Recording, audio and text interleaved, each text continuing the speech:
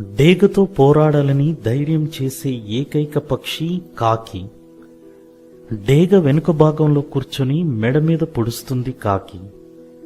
అయినా డేగ స్పందించదు, కాకితో పోరాడదు.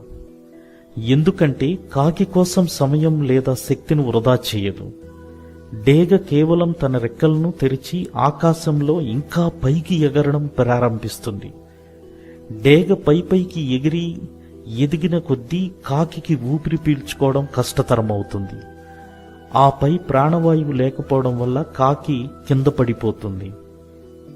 కాకులతో మీ సమయాన్ని వృధా చేయకండి. వాటిని మీ ఎత్తులకు తీసుకెళ్లకండి. వాటి శక్తియుక్తులు వాటికి అవగతమైతే అవే దారినిస్తాయి అనేది ఈ యొక్క డేగా పక్షి నుంచి మనం నేర్చుకోవలసినటువంటి ఒక నీతి.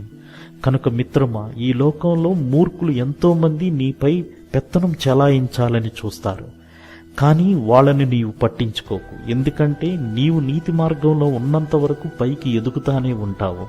అలా నీ ఎదుగుదల పైకి వెళ్లే కొద్దీ ఈ మూర్ఖులు నిన్ను చూసి అసూయ ద్వేషాలతో తలలు వంచుకొని భూమిపై వాలతారు.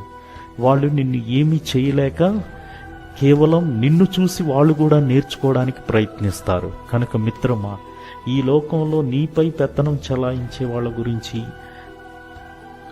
నీపై అసూయ పడే వాళ్ళ గురించి, నీపై ద్వేషం పడే వాళ్ళ గురించి ఆలోచించకు. నీ పనిని డేగవలే నువ్వు కూడా చేసుకుంటూ పైకి ఎదగడానికి ప్రయత్నించు.